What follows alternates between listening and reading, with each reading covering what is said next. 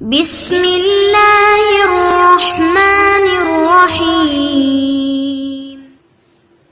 எல்லா புகழும் இறைவனுக்கு. ரமலான் நாட்களின் 30 நோன்பு நாட்களில் 30 காணொளிகள் அறிவோம் இஸ்லாம். ஒவ்வொரு நாளும் ஒரு செய்தியை பகிர முடிகிறது. இன்றைக்கு பெண் குழந்தைகள் பாதுகாப்பு. பெண் குழந்தைகள் இந்த நாட்டுல இந்த 21ஆம் நூற்றாண்டுல இந்தியால தமிழகத்துல மகிழ்ச்சிக்குரியவர்களாக பார்க்கப்படுகிறார்களா?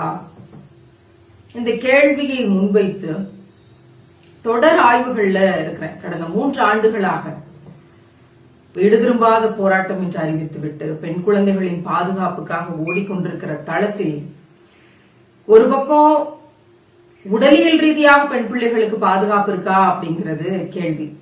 இன்னொரு பக்கம் பொம்பளை பிள்ளை பிறந்தாலே ஒரு பெரிய துக்கமாக பெரும்பாலும் பார்க்கப்படுது. இன்னைக்கு கொஞ்சம் படிச்சு மூட நம்பிக்கைகள்ல இருந்து வெளிவந்து எந்த குழந்தை பிறந்தால் என்ன அப்படின்னு ஒரு தலைமுறை அடியெடுத்து வைக்கும் போது அவங்களோட அம்மா அப்பா இருப்பாங்கல்ல, அந்த தலைமுறையெல்லாம் அச்சச்சோ பொம்பளை பிள்ளையா போச்சா, கிராமங்கள்ல பொட்ட பிள்ளையா போச்சா. ஆறுதல் சொல்லக்கூடிய குடும்பங்கள் எத்தனை தெரியுமா? கவலைப்படாதீங்க, அடுத்து உங்களுக்கு ஆம்பளை பிள்ளை பிறக்கும் அப்படின்னு பெண் பிள்ளை பிறக்கும் போது முதல் அடி எடுத்து அந்த குழந்தை இப்பதான் அந்த பூமியில எடுத்து வைக்குது. ஆனால் ஆறுதல் சொல்லக்கூடிய இடத்திற்கு அந்த தாய் தகப்பன் தள்ளக்கூடிய நிலைமை இங்க இல்லவே இல்லை அப்படின்லாம் எங்கேயுமே சொல்ல முடியாது. நான் எந்த நூற்றாண்டை பற்றி பேசுறேன்?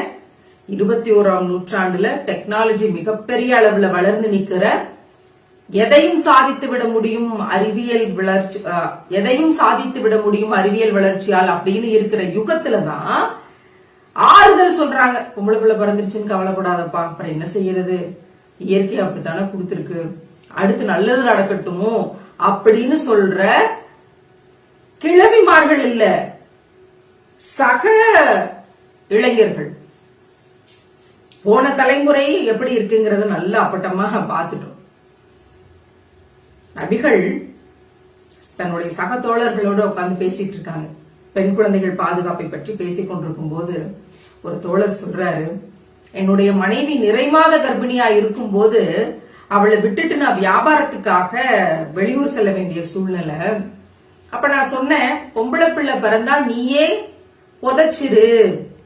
எப்படி? பெண் பிள்ளை பிறந்தா நீயே உயிரோட புதைச்சிரு, ஆம்பளை பிள்ளை பிறந்தா பத்திரமா பாத்துக்கோ, நான் திரும்பி வந்துடுறேன்னு சொல்லிட்டு போனேன். அப்படி போனப்ப எனக்கு செய்தி என்ன கிடைச்சிச்சு அப்படின்னா, பெண் பிள்ளை தான் பிறந்துச்சு, ஆனா நல்ல வேளை அதுவாவே செத்து போயிருச்சு அப்படின்னு என்னோட மனைவி கிட்ட இருந்து செய்தி. அப்புறம் கொஞ்ச நாள் கழிச்சு நான் வீட்டுக்கு வர்றேன். பக்கத்து வீட்டுல இருந்து ஒரு பெண் பிள்ளை ரொம்ப ஆசையா என்கிட்ட வந்து விளையாடுது.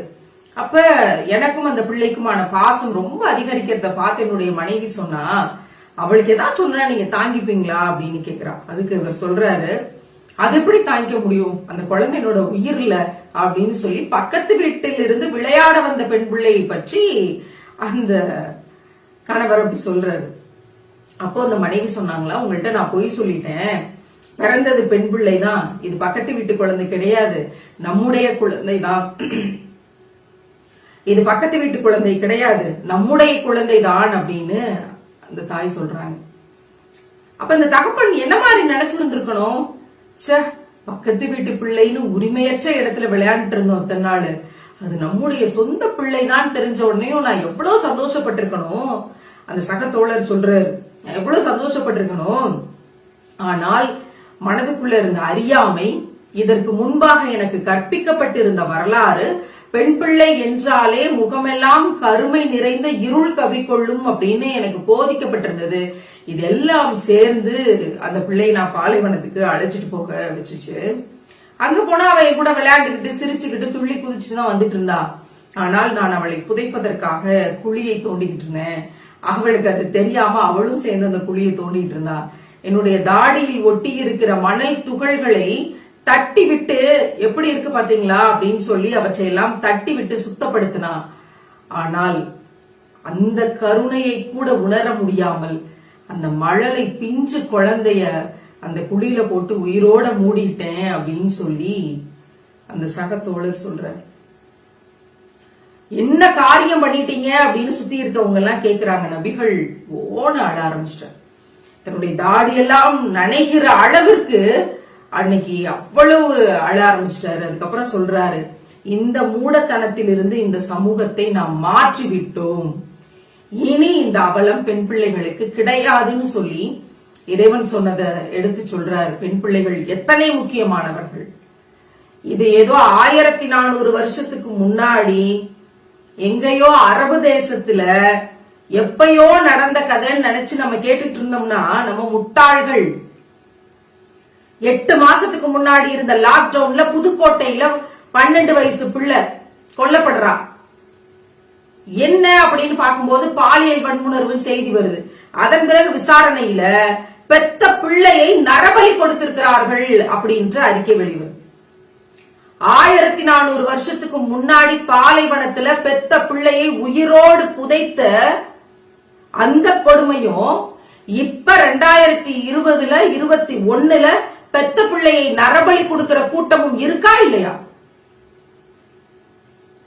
என்ன மாதிரியான கேவலங்கள். உத்தரப்பிரதேசத்துல 7 வயது பெண் பிள்ளை அவளுடைய நுரையீரல் கிழிக்கப்பட்டு வெளியே எடுத்தாங்க. என்னன்னு விசாரிக்கும் போது இது வன்புணர்வு அப்படின்னு செய்தி வந்துச்சு. அதன் பிறகான செய்தி, பெத்த பிள்ளையே நரபலி கொடுக்க துணிந்தது, நுரையீரலை எடுத்து வச்சு இத்தனை மணிக்கு இந்த ராத்திரில வந்து நீங்க பூசை பண்ணீங்கன்னா உங்களுக்கு இதெல்லாம் கிடைக்கும்னு எவனோ ஒரு அயோக்கியம் சொன்னதை நம்பி அந்த வேலை நடந்தது அப்படிங்கறத கேட்கும் போது எப்படி இருக்கு? 1400 ஆண்டுகளுக்கு முன்னாடி என்ன மாதிரியான அறியாமை, என்ன மாதிரியான மடத்தனம், என்ன மாதிரியான முட்டாள்தனம், எவ்வளவு மோசமான பெண் பிள்ளைகளின் மீதான பார்வை இருந்துச்சோ அது இன்னைக்கும் 2021லயும் இருக்கா இல்லையா? ஒவ்வொரு செய்திகளையும் கேள்விப்படும் போதும் அந்த சம்பவம் நடக்கும் போதும் எங்கேயோ இவ்வளவு வரம்பு மீறிய வன்கொடுமைகள் 1-2 நடக்குது அப்படின்னு இதை நம்மளால கடந்துட முடியலையே. பொம்பளை பிள்ளை பிறந்தா துக்கம் விசாரிக்கிற மாதிரியான நடப்புகள் இன்னைக்கும் இருக்கு. அது என்ன சொல்றது, அவமானப்பட்டுக்கிட்டு, பொம்பளை பிள்ளை பிறந்துருச்சுன்னு அவமானப்பட்டுக்கிட்டு பல தகப்பன்மார்கள் சொந்தக்காரங்கள்ட்ட இருந்து விலகி போயிருவாங்களா அந்த காலத்துல. அவங்க முகத்துல எல்லாம் எப்படி முழிக்கிறது, ஐயோ ஏதோ பெருங்குற்றம் பண்ண மாதிரி. தொடர்ந்து பெண் பிள்ளையா பிறந்துகிட்டு இருக்குன்னா மனைவிய வந்து அம்மா வீட்டுக்கு அனுப்பி பிரிஞ்சு போறதுக்கு தயாராக துணிந்த எத்தனை வரலாறுகள். இதனுடைய நிலைப்பாடுகள் எல்லாம் இப்ப கொஞ்சம் மாறி இருக்கு. பொம்பளை பிள்ளைங்களை கொலை செய்யறதுல நிறைய சட்ட திருத்தங்கள் வந்துருச்சு, நிறைய சட்ட போராட்டங்கள் வந்துருச்சு, அதற்கான தீர்வுகள் இருக்கு, ரொம்ப கடுமையான தண்டனைகள் இருக்கு. அதனால பொம்பளை பிள்ளைய கொல்றது கிடையாது அப்படின்னு ஒரு விஷயம் வந்து முன்வைக்கப்படுது. எல்லா ஆகாய விமானம் ஓட்டுறதுல இருந்து எல்லா துறைகள்லயும் பெண் பிள்ளைகள் வந்துட்டாங்க. அப்படி இன்னைக்கு இல்லை என்று நானும் உங்களை மாதிரிதான் நம்பிக்கிட்டு இருந்தேன். கிராமம் கிராமமாக பெண் பிள்ளைகளின் பரப்புரைக்காக பேருந்து வசதிகளே இல்லாத ஒரு குக்கிராமத்துக்கு போறேன். ஒரு பெண்மணி துணி துவச்சுக்கிட்டு இருக்காங்க. துணி துவச்சு கொண்டிருந்த அந்த பெண்மணி சுத்தி இருந்த கூட்டத்தை தவிர்த்துட்டு என்ன தனியா கூட்டிட்டு போய் சொல்றாங்க, இந்த கிராமத்துலங்க பொம்பளை பிள்ளை பறந்துருச்சுன்னா கண்ணாடி சில்ல நொறுக்கி போட்டு தொட்டக்குழியில போட்டு கொலை பண்ணிருவாங்க. கேட்டா அந்த காய்ச்சல் வந்துருச்சு, இந்த காய்ச்சல் வந்துருச்சு, புள்ள அதனால செத்து போயிருச்சு, இந்த வகுத்தால போச்சு, அவங்களுடைய மொழியிலேயே பதிவு செய்யறேன், அதனால புள்ள செத்து போயிருச்சுன்னு சொல்லிருவாங்க. இங்க பொம்பளை பிள்ளை பிறந்தாலே அப்படிதான். ஆனா எனக்கு 2 பொம்பளை பிள்ளை இருக்கு, எனக்கு அப்படி செய்யறதுக்கு வந்து உடன்பாடு இல்லை. என் பிள்ளைய நல்லா படிக்க வச்சு கொண்டு வரணும்னு நான் நினைக்கிறேன். ஆனா பொம்பளை பிள்ளை இப்படி வளர்த்திட்டு இருக்காளே, என்னையத்தான் கேவலமா பேசுறாங்க. இது எல்லாமே அப்படி அப்படியே அங்கங்கே மூடி மறைச்சிருவாங்க. எப்ப 2020ல எங்க நம்மோடு சமகாலத்தில் வாழ்ந்து கொண்டிருக்கிற ஒரு கிராமத்துல நடக்குது. தெரிஞ்சு ஒரு கிராமம், தெரியாமல் எத்தனை கிராமங்கள், எத்தனை அறியாமைகள், எத்தனை மூடத்தனங்கள். நான் வளரும் போது என்ன பொம்பளை பிள்ளை கெக்க வைக்கன்னு சிரிப்ப வேண்டி இருக்கு, என்ன பொட்ட பிள்ளைக்கு அடக்க ஒடுக்கம் இல்லாமன்ற கேள்விகளை கேட்டுத்தான் நானும் வளர்ந்தேன். இல்லன்னு மறுக்க முடியுமா? பெண் பிள்ளைகளுக்கான அந்த பார்வை மாறிடுச்சு அப்படிங்கறத நம்மளால மறுக்க முடியுமா? இல்லை. என்ன தீர்வுன்னு பார்க்கும்போது நபிகளார் மிக அழகான ஒரு செய்தியை பதிவு பண்ணியிருக்காங்க. இதை காட்டிலும் எனக்கு தெரிந்த வரைக்கும் யாரும் எந்த மார்க்கத்திலும் எந்த இடத்திலும் பெண் குழந்தைகளினுடைய பாதுகாப்பை உறுதி செய்தது கிடையாது. உலகம் முழுதும் தேடினாலும் இப்படி உறுதி செய்தது கிடையாது. என்ன சொல்லியிருக்காங்க தெரியுமா? நீங்கள் சொர்க்கத்திற்கு போக வேண்டுமா? எல்லாருக்கும் அதான் ரொம்ப ஆசை. இறை நம்பிக்கை உள்ளவங்க எல்லாருக்குமே செத்துட்டா அதன் பிறகு பாவ மன்னிப்பு கிடைச்சு என்ன சொர்க்கத்துக்கு போய் செட்டில் ஆயிரும்பா. அட்வான்ஸ் டோக்கன் வேணும். அதுக்குதான் இந்த வாழ்க்கையில இவ்வளவு விஷயங்களை நன்மைகள் சேகரிக்கணுங்கிறதுக்காக ஒவ்வொன்னா கோர்க்கிறோம், நோன்பு உட்பட. இல்ல, சொர்க்கத்திற்கு போக வேண்டும் என்று நினைக்கிறீர்களா, விரும்புகிறீர்களா? ஆம், சொர்க்கத்துக்கு போகும். ஒண்ணு பெருசா செய்ய வேண்டாம். 2 பெண் பிள்ளைகளை பெற்று அவர்களுக்கு நிறைய அன்பு கொடுத்து, இது ரொம்ப முக்கியம். 2 பொம்பளை பிள்ளையை பெற்றா நீ சொர்க்கத்துக்கு போயிடலாம்னு சொல்லல. 2 பெண் பிள்ளைகளை பெற்று அவர்களுக்கு நிறைய அன்பு கொடுத்து ஒழுக்கத்தோடும் கண்ணியத்தோடும் வளர்த்து ஆளாக்குனாலே போதும், உங்களுக்கு சொர்க்கத்தில் இடம் உண்டு. சொர்க்கத்தில் இறைவனோடு நீங்க இருப்பீங்க, உங்களோடு நான் இருப்பேன் அப்படின்னு சொல்லியிருக்காங்க. இவ்வளவு பெரிய ஒரு விடை கிடைத்ததாக நான் பரவசப்பட்டு போனேன் தெரியுமா? பெண் பிள்ளைகளை நம்பிக்கை கொள்ளுங்கள், உங்களுடைய பேராற்றலை உணர்ந்து கொள்ளுங்கள், உங்களுடைய கண்ணியத்தை நீங்கள் முதல்ல முழுசா புரிஞ்சுக்கங்க.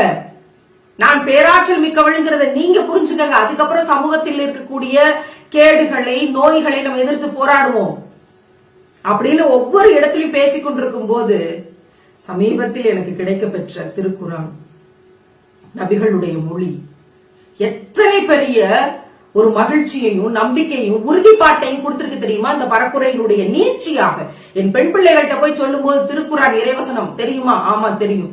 முஸ்லிம்களுடைய மிகப்பெரிய நம்பிக்கை தெரியுமா? ஆமா தெரியும். 800 கோடி மக்கள் உலகம் முழுவதும் இதை இறை வசனமாக நம்பி உயிருக்கு மேலானதாக போற்றிக் கொண்டிருக்கிறாங்க தெரியுமா? ஆமா தெரியும். அதுல உங்களுக்கு நம்பிக்கை இருக்கா? ஆமா நம்பிக்கை இருக்கு. மாற்று மதத்தை சேர்ந்தவர்கள் பிள்ளைகள், அதுல உங்களுக்கு நம்பிக்கை இருக்கு? ஆமா, அவ்வளவு பேர் நம்புறாங்கன்னா அது அந்த நம்பிக்கை உண்மையானதா தான் இருக்கும். நான் அதுக்குள்ள போய் என்னன்னு தெரிஞ்சுக்கலாம். அவர்களுடைய நம்பிக்கை உண்மையானதுதான். அப்படி நம்புறீங்களா? ஆமா நம்புறோம். அப்ப அதுல எப்படி சொல்லி இருக்கு தெரியுமா? அப்படிங்கும் போது நிறுத்தாத கைதட்டல்கள் எத்தனை இடத்துல வந்திருக்கு தெரியுமா? எவ்வளவு பெரிய நம்பிக்கை இது விதைக்குது இல்ல? இத அடுத்த தலைமுறை பிள்ளைகளுக்கு சொல்லி கொடுத்து, உங்களுக்கு நீங்க பெரியவங்களாகி கல்யாணம் நடந்து உங்களுக்கு பெண் பிள்ளைகள் பிறக்கும் போது அந்த பெண் பிள்ளையை நீங்கள் எப்படி எதிர்கொள்ளணும், பெண் பிள்ளை பிறந்துச்சு அப்படின்னு சொன்னா அது நற்செய்தி என்று அறிவிங்க அப்படின்னு சமூகத்துக்கு அறிவிச்சிருக்காங்க நபிகள். அது நற்செய்தியாக அறிவிக்கப்பட்டிருக்கு உலகத்துக்கு. அந்த ஒரு மனநிலையை கொண்டு வருவதற்கான வேலைகளை அடுத்த தலைமுறை பிள்ளைகளுக்கு நம்ம இப்பயே விதைக்கணும். இருக்கிறவங்க திருத்த முடியுமா, திருத்த முடியாதான்னு எனக்கு தெரியல. ஆனால் அடுத்த தலைமுறை பிள்ளைகள் அவங்க அதை தெரிந்து கொண்டு வளர்ந்து வரும்போது, அவங்க தாய் தகப்பன் ஆகும்போது, பெண் பிள்ளை பிறந்தால் கொண்டாடக்கூடிய ஒரு உலகத்தை நாம் படைத்தாகணும். அது அந்த மனநிலை மாற்றம் என்னைக்கு வருதோ அதற்கு பிறகுதான் பெண்ணியம் சார்ந்த பிரச்சனைகளுக்கு தீர்வு, பெண்களுக்கான சிக்கல்களுக்கு தீர்வு, பெண்கள் ஏன் அடிமையா நடத்தப்பட்டு இருக்காங்கன்றதுக்கான தீர்வு, பெண்கள் ஏன் போகப் பொருளாக பார்த்து கொண்டிருக்கிறாங்கன்றதுக்கு தீர்வு, ஒரு மெட்டீரியலா ப்ராடக்டா ஒரு மிஷின் மாதிரி பார்க்கப்படுற நிலைக்கான தீர்வு, இது எல்லாமே கிடைக்கும். அது எல்லாத்துக்குமான மனநிலை மாற்றம் எங்க இருக்கு? பொம்பளை பிள்ளை பிறந்தா அதை வரவேற்கிற, கொண்டாடுகிற மனநிலை மாற்றம் வரும் பொழுதுதான். அதை குரான்ல இருந்து ரொம்ப அழகாக நபிகள் நமக்கு எடுத்து கொடுத்திருக்காங்க. இந்த இறைவசனம் ஒவ்வொரு மனிதனுடைய இதயத்திலும் மார்க்க வித்தியாசம் இல்லாமல், மதம் என்ற பாகுபாடு இல்லாமல் எல்லா மனிதர்களுடைய இதயத்துக்குள்ளேயும், ஆண் பெண் இளைஞர்களாக இருக்கக்கூடிய அத்தனை பேரின் இதயத்துக்குள்ளேயும் கொண்டு செலுத்துவோம் என்றால் ஒரு பெரிய மாற்றம் நடக்கும். இந்த செய்தியை ஒருவேளை அப்பாக்கள் கேட்டுக்கொண்டிருக்கீங்க, அம்மாக்கள் கேட்டுக்கொண்டிருக்கீங்கன்னா உங்களிடத்துல கூடுதல் செய்தியாக இந்த செய்தியை வைக்கிறேன். உங்க வீட்டில் இருக்கக்கூடிய பெண் பிள்ளையை நிரம்ப நேசியுங்கள். அவளுக்காக நீங்க வரதட்சணை சேர்க்க வேண்டாம். அவளுக்காக நீங்க சொத்து எதையும் வாங்கி வைக்க வேண்டாம். நல்ல கல்வி கொடுத்து, சுதந்திர போராட்ட வரலாற்றில், இஸ்லாமியர்களுடைய வரலாற்றில் பெண்மையினுடைய தியாகத்தையும் பேராற்றலையும் எடுத்து சொல்லி பெரிய நம்பிக்கை கொண்ட பெண்மணியாக அந்த பிள்ளையை வளர்த்து ஆளாக்குங்கள். அவளுக்காக நீங்க கஷ்டப்படவோ, சொத்து சுகம் சேர்த்து வைக்கவோ, கடினப்படவோ வேற எந்த தளத்தையும் செய்ய வேண்டாம். நிறைய அன்பு கொடுங்க. அந்த அன்பு தாண்டி அவளுக்கு எதுவுமே அவசியப்பட்டதா இருக்கக்கூடாது. இந்த உலகத்துல இன்னைக்கு இருக்க இந்த வசீகர பொருட்கள், மொபைல்ல இருந்து, டிவில இருந்து, சினிமால இருந்து, எதிர்பாலின ஈர்ப்புல இருந்து வேற எதுவுமே அவளுக்கு பெருசா இருக்கக்கூடாது. உங்களுடைய அன்பை தாண்டி அந்த அளவிற்கு அன்பை செலுத்துங்கள். உன்னை எனக்கு ரொம்ப பிடிக்கும்டா செல்லக்குட்டின்னு வாய் திறந்து சொல்லுங்க. அந்த அன்பை உங்கள் ஸ்பரிசத்தின் மூலமாக அந்த பெண் பிள்ளையோடு அம்மாவும் அப்பாவும் பகிர்ந்து கொள்ளுங்கள். அதுதான் நபிகளாருக்கு நீங்கள் செய்யக்கூடிய கண்ணியம். அதைத்தான் இந்த நேரத்துல உங்கள்கிட்ட கூடுதல் செய்தியாக நான் பகிர விரும்புறேன். நிச்சயம் இவையெல்லாம் ஒரு பெரும் மாற்றத்தையும் தாக்கத்தையும் ஏற்படுத்தும் என்று நம்புகிறேன். பெண் பிள்ளைகள் தேவதைகள். நாம் இறைவனிடத்தில் பிள்ளை வரம் கேட்டு நிற்கும் போது ஆண் குழந்தைகள் இறைவனிடத்திலிருந்து வரம் கொடுக்கப்பட்டு பிறப்பார்களாம். ஆனால் தேவதைகளே பிறக்கிறாங்க அப்படின்னா பெண் பிள்ளைகளா இருக்கும் அப்படின்ற ஒரு செய்தி தொடர்ந்து கடத்தப்படுதில்லை. அந்த உணர்வை இன்றைக்கு இந்த செய்தியின் மூலமாக விதைக்க முற்பட்டிருக்கிறேன். நபிகளாரினுடைய வாழ்வில் இருந்தும் திருக்குரான் வசனத்தில் இருந்தும் நான் அறிந்து கொண்டிருக்கிற இஸ்லாத்தின் ஆச்சரியங்களை பகிர்ந்து கொண்டிருக்கிறேன். உங்களோடு தொடர்ந்து இணைப்பில் இருங்கள். எல்லா புகழும் இறைவனுக்கு.